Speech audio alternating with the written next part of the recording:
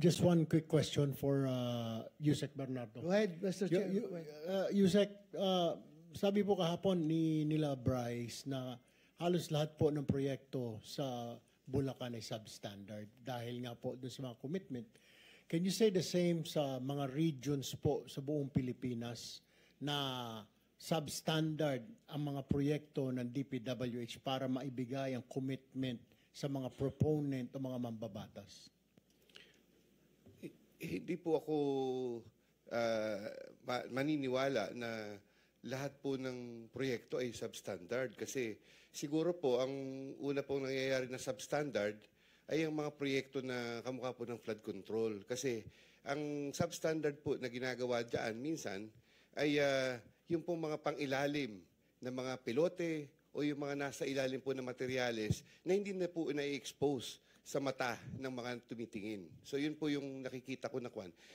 While we implement not only flood control projects, we implement likewise yung mga roads po and buildings, bridges, yan po.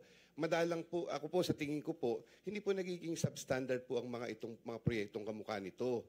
Ang malaking lamang po sa mga proyekto na magkakaroon ng pwedeng lagyan ng substandard, ito pong mga ano po na ito, ito mga flood control projects. While there may have been substandard po na proyekto, baka po yung iba, yun nga po, hindi sinusunod yung specs, but sometimes, we are encountering problems in the design. Hindi po natatama yung design doon po sa requirement nung proyekto. Maaari pong ganun, Mr. Chair.